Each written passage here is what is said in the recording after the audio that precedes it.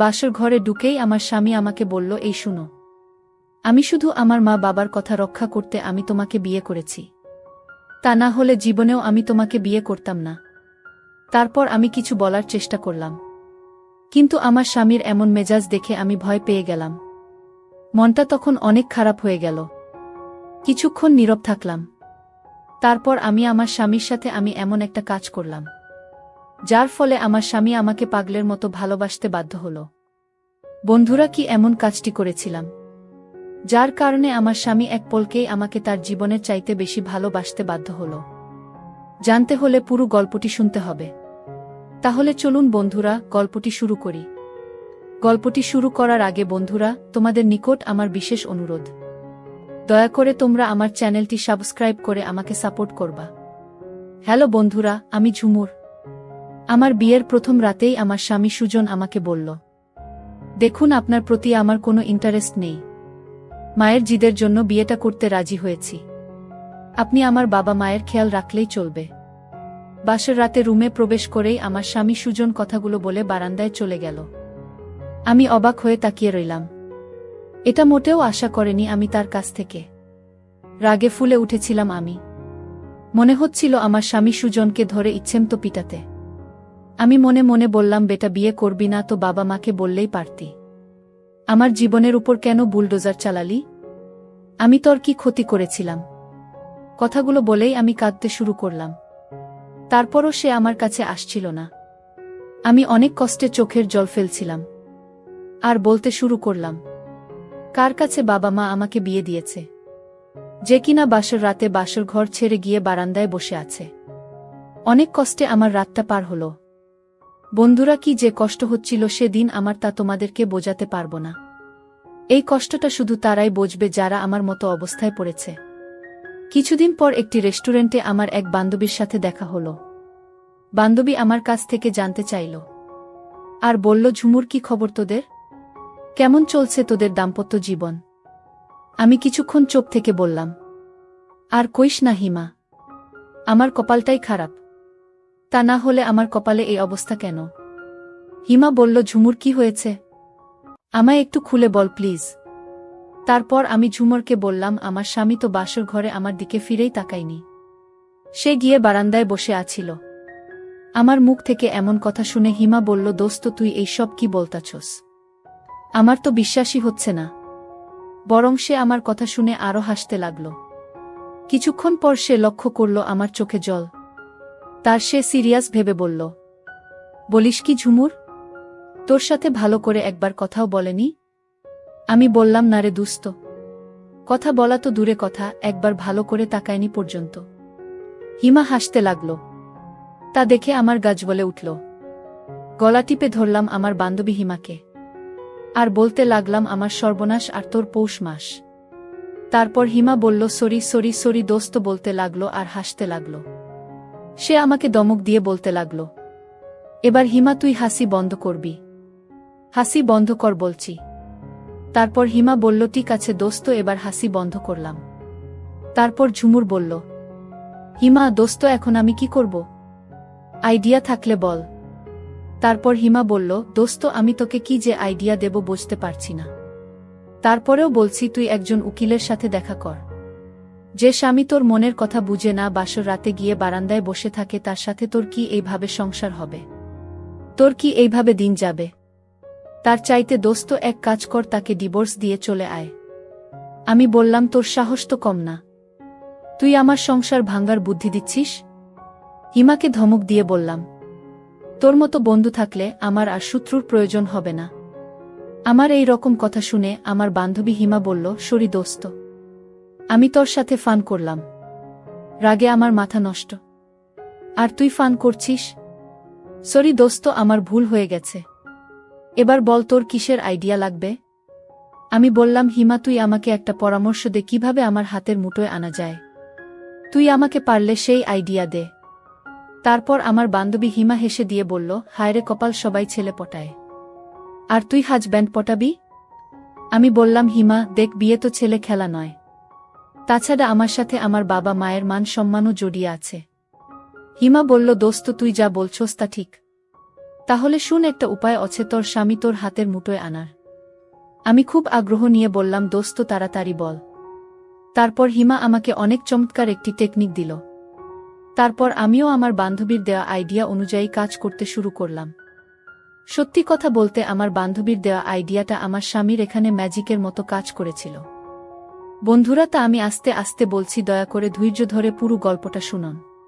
আমার স্বামী সুজন সবার সামনে আমার সাথে স্বামীর মতোই আচরণ করে, কিন্তু আড়াল হলেই অচেনা মানুষের মতো আচরণ করে। আমার পুরো পরিবারের সাথে মিলেমিশে চলে। প্রতিদিন সকালে সুজনের ঘুম ভাঙার সাথে সাথেই আমি চা নিয়ে হাজির হই। চুলগুলো হালকা ভিজা ও ছড়ানো থাকে। না চাইতেও সুজন কিছুক্ষণের জন্য চোখ ফেরাতে পারে না। আমি কাশি দিয়ে সুজনের সেই দৃষ্টি ভাঙিয়ে দেয়া। একদিন আমি ইচ্ছে করেই সুজনের শার্টের বোতাম ছিঁড়ে রেখেছি।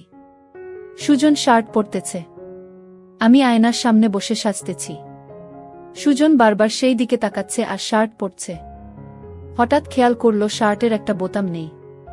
সুজন সুই সুতা খুঁজতে লাগল। আমি বললাম, কিছু লাগবে? তখন সে বলল, আমার সুই সুতা লাগবে। আমি বললাম, কেন? তারপর সে বলল, আমার শার্টের বোতাম ছিঁড়ে গেছে, তাই আমি শার্টের বোতাম লাগানোর জন্য সুই সুতা খুঁজছি। তারপর আমি সুই সুতা বের করে শার্ট পরা অবস্থায় বোতাম লাগাতে লাগলাম। সুজন আমাকে বলল, শার্টটা খুলে দিলে ভালো হয় না? আমি বললাম, না সমস্যা নাই, শার্ট খুললে আপনার লেট হয়ে যাবে। সে বলল, একটু সাবধানে, লেগে গেলে তো আবার বিপদ। আমি বললাম, চুপচাপ দাঁড়িয়ে থাকুন, নয়তো লেগে যাবে। সুজন চুপচাপ দাঁড়িয়ে রইল। আমি বোতাম লাগিয়ে দিলাম। সুজন আমাকে এই প্রথম এত কাছ থেকে দেখল। আমি সুজনের মা বাবার প্রতি যথেষ্ট দায়িত্ববান, যা দেখে সুজন খুবই খুশি। তারপর সুজন মনে মনে ভাবল, মেয়েটার সাথে আমি এত রাফ ব্যবহার করি, তারপরেও একবারও কোনো অভিযোগ করেনি। কিছুদিন পর সুজনের বাবা আমি এবং আমার স্বামী সুজনকে কক্সবাজারে ঘুরতে পাঠাল। আমি ইচ্ছে করেই সুজনের কাঁধে মাথা রেখে ঘুমিয়ে পড়লাম। সে বারবার আমাকে সরিয়ে দিচ্ছিল। যাক, এক পর্যায়ে আমরা এসে কক্সবাজার এসে আমরা পৌঁছলাম। তারপর সুজন হোটেলে এসে 2টা রুম নিল, একটা আমার আর একটা তার জন্য। আমি তো রেগে মেগে আগুন, মুডটাই অফ হয়ে গেল। আমি রুমে যেয়ে ঘুমিয়ে পড়লাম। বিকালে সুজন আমার কাছে আসলো। আমি বললাম, কি চাই? রাগী ভাব নিয়ে। তারপর সে আমায় বলল, আপনি কি রাগ করেছেন? আমি বললাম, কই না তো। রাগ কি? সুজন বুঝল যে আমি রাগ করেছি। তারপর সে আমায় বলল, ভাবলাম সমুদ্র সৈকত দেখতে যাব। আমি বললাম, যান না। আপনাকে ধরে রেখেছে কে? সে বলল, আমার একা যেতে ভালো লাগছে না। তারপর আমি বললাম, যদি আপনার একা যেতে ভালো না লাগে তাহলে রাস্তা থেকে কুকুর ছাগল ধরে সাথে নিয়ে যান। আমার স্বামী সুজন বলল, দেখো ঝুমুর বাড়াবাড়ি হচ্ছে কিন্তু। আমি বললাম, আপনি বাড়াবাড়ির দেখছেন কি? তারপর আমার সাথে রেগে সুজন চলে এলো আর আমায় বলতে লাগলো, দেখো ঝুমুর হোটেলে সিন ক্রিয়েট করা উচিত নয়। তারপর সুজন আমার এই রকম কথা শুনে মন খারাপ করে সমুদ্রের পাড়ে চলে গেল। আমিও তার পিছু পিছু যাইতে শুরু করলাম, কিন্তু তাকে বুঝতে দেই নাই। সে তখন সমুদ্র পাড়ে একা একা বসে রইল। একটু পর পিছনে ফিরে দেখে আমি তার পিছনে দাঁড়িয়ে রইলাম। সে আমাকে দেখে চমকে উঠল আর বলল, এ কি, তুমি এখানে? আমি বললাম, আপনি আসতে পারলে আমি পারবো না কেন? তারপর সে বলল, বাপরে কি ঝগড়াটে মেয়ে। আমি বললাম, কি বললেন? সে বলল, কিছু না। তারপর চুপচাপ আমি তার পাশে দাঁড়িয়ে রইলাম। কিছুক্ষণ পর আমি তাকে ডেসা দিয়ে বললাম, এই যে মিস্টার ছ্যাঁকা খেয়েছেন কয়টা? সে বলল, জবি। আমি আবার বললাম, ছ্যাঁকা কয়টা খেয়েছেন? সে বলল, আমি কখনই প্রেমই করি নাই, তাহলে চেকা খাবো কই থেকে? আমি বললাম, আপনি নারী বিদ্বেষী নাকি? সে বলল, উল্টাপাল্টা কথা বলছেন কেন? আমি বললাম, আপনার ব্যবহার দেখেই বোঝা যায় হয়তো ছ্যাঁকা খেয়েছেন নয়তো নারী বিদ্বেষী। সে বলল, বুঝেছি, আপনাকে পাত্তা দেই না তো, তাই এসব বলছেন। যা সত্য তাই বললাম।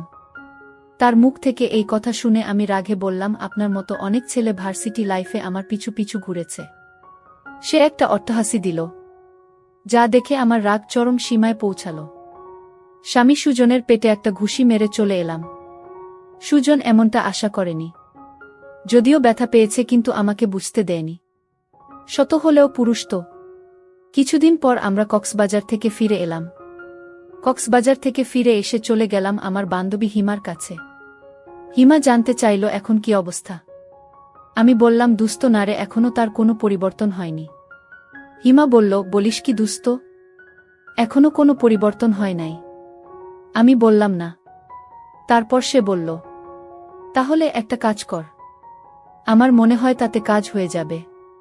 আমি বললাম, দোস্ত কি কাজ? একটু তাড়াতাড়ি বল, আমার তো তোর সইছে না। কিভাবে আমি আমার স্বামীকে আমার অনুকূলে আনতে পারব? কি করলে সে আমাকে পাগলের মতো ভালোবাসবে? প্লিজ দোস্ত, একটু তাড়াতাড়ি বল। তারপর হিমা আমাকে বলল, তোর কানটা একটু এদিকে আন। তারপর আমার কান তার মুখের কাছে নিয়ে ধরলে সে আমাকে কানাকানি করে যা বলল তা শুনে আমি অবাক হয়ে গেলাম। তারপর তার বুদ্ধিতে আমি সেই কৌশল অ্যাপ্লাই করতে শুরু করলাম। প্রথম দিন খুব সকালে আমি ঘুম থেকে উঠলাম। ঘুম থেকে উঠে গোসল করে একবারে পরিপাটি হয়ে এক্কেবারে পরীর মতো সেজে তার সামনে হাজির হলাম। সে ঘুম থেকে উঠেই আমাকে দেখল। আমার চুলগুলো খোলা ছিল। সে ঘুম থেকে ওঠার সাথে সাথেই তার জন্য আমি চা নাস্তা নিয়ে গেলাম এবং তাকে দেখে একটা মুচকি হাসি দিলাম। চুলগুলো খুলে রাখলাম। গায়ে একটা দামি পারফিউম ব্যবহার করলাম, যার ঘ্রাণ খুব পাগল করা। এমনভাবে পোশাক পরলাম যাতে আমাকে খুব ভালোভাবে বোঝা যায়, খুব সুন্দর এবং আকর্ষণীয় লাগে। মোট কথা, এমনভাবে আমার নিজেকে উপস্থাপন করলাম যাতে সে দেখেই আমার প্রতি দুর্বল হয়ে যায়। আমি সব সময় হাসি খুশি থাকার চেষ্টা করলাম। মাঝে মধ্যে রোমান্টিক গান গাইতাম। সেই দিন রাতে সে অফিস থেকে বাসায় আসলো। বাসায় আসার পর আমি আবারও চুলগুলো খুলে একটা দামি পারফিউম ব্যবহার করলাম। খুব ভালো করে সাজলাম এবং তাকে আকর্ষণ করানোর চেষ্টা করলাম। সে আমার দিকে একবার চাইলা। চাওয়ার পর সে অবাক হয়ে তাকিয়ে রইল, কিন্তু কিছুই বলতে পারছিল না। আমি জানি হয়তো সে মনে মনে অনেক কিছুই ভাবছে। সেই দিন রাতে আমি একটা রোমান্টিক মুড নিয়ে খুব ভালো করে সেজেগুজে শুয়ে পড়লাম। কিন্তু রাত যখন একটা বাজে, তখন আমার কাছে মনে হলো কেউ আমার সাথে অন্যরকম কিছু করার চেষ্টা করছে। আমি অবাক হয়ে রইলাম আর ভাবলাম, এখানে তো আমি আর আমার স্বামী ছাড়া অন্য কেউ নেই। তাহলে কি সে আমার প্রতি দুর্বল হয়েছে? ভাবতে ভাবতে আমি শুয়ে রইলাম, কিন্তু আমি তাকে বুঝতে দেইনি। আমি ঘুমের ভান ধরে শুয়ে রইলাম। কিছুক্ষণ পর সে আমার সাথে এক অন্যরকম আচরণ করা শুরু করল, আর আমি মনে মনে ভাবলাম পরিকল্পনা কাজে লেগেছে। সে যখন অন্যরকম আচরণ করাতে ব্যস্ত, তখন আমার ঘুম ভেঙে যায়। আমি বললাম, এ কি আপনি? সে তখন কোনো কথা বলে না। কোনো কথা না বলেই সে তার কাজ চালিয়ে যেতে লাগল। আমি আর তাকে বাধা দেওয়ার চেষ্টা করলাম না, কারণ সে তো আমার স্বামী। যাই হোক, শেষ পর্যন্ত সে আমার অনুকূলে এসেছে। সেই জন্য আমি অনেক শুকরিয়া আদায় করলাম এবং সেই সাথে আমার বান্ধবী হিমাকেও অনেক ধন্যবাদ দিলাম, সে আমাকে এই সুন্দর বুদ্ধিটা দেওয়ার জন্য। এরপর থেকেই সে প্রতিদিনই আমার সাথে খুব ভালো কিছু করে, যার কারণে আমি সত্যিকার অর্থেই খুশি। বন্ধুরা, এখন আমরা সুন্দর সুখী একটি দাম্পত্য জীবন পেয়েছি। এখন সে আমার সাথে খুব ভালো আচরণ করে, সবসময় আমার খেয়াল রাখে এবং আমার খোঁজ খবর রাখে। কিন্তু আমি সবচেয়ে খুশি হই সে যখন আমাকে অন্যরকমভাবে ভালোবাসে। সত্যি বলতে, আমি তার ভালোবাসায় পরিপূর্ণ তৃপ্তি পাই। বর্তমানে আমরা একটি সুখী দম্পতি। সবাই আমাদের জন্য দোয়া করবেন। বন্ধুরা, ভিডিওটি যদি ভালো লাগে তাহলে একটি লাইক দিন। আর তোমরা যদি এইরকম ধরনের ইন্টারেস্টিং ভিডিও পেতে চাও, তাহলে দয়া করে আমার চ্যানেলটি সাবস্ক্রাইব করো। পরিশেষে তোমাদের সকলের স্বাস্থ্য কামনা করি। ভিডিওটি দেখার জন্য তোমাদের সকলকে অসংখ্য ধন্যবাদ।